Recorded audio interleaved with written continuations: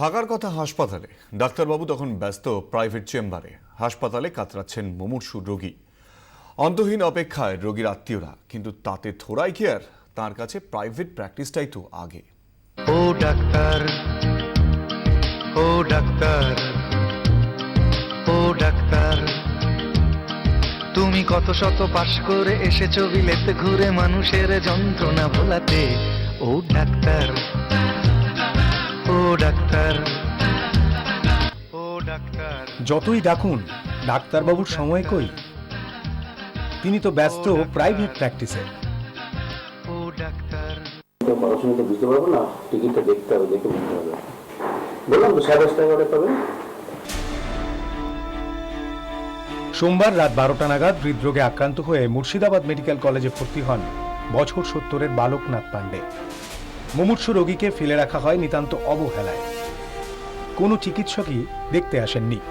শুধু কি বালকনাথ পাণ্ডে, এমন অভিযোগ তো অনেকের মুখে। কোনো ডাক্তার আসেনি। ডাক্তার নেই, কিছু নেই, এখনো দেখেনি পেশেন্টটা আমার। ডাক্তারবাবুদের ডিউটিটা ঠিক নেই, সবচেয়ে মেন যেটা। 2 দিন সময় লেগে গেছে একটা সার্জেন আসতে, এই তো পরিস্থিতি। অভিযোগ উঠেছে বিভিন্ন সময় বারবার ধরে বিভিন্ন ডাক্তারবাবুকে কল করা সত্ত্বেও প্রত্যেকেই রয়েছেন প্রাইভেট প্র্যাকটিসেই ব্যস্ত।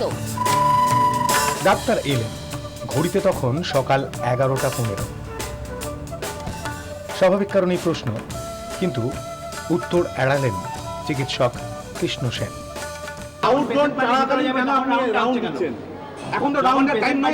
আপনাদের যদি কিছু বলার থাকে আপনারা এমএসবিবির সঙ্গে কথা বলুন। দেরির যুক্তিও অবশ্য পাওয়া গেল।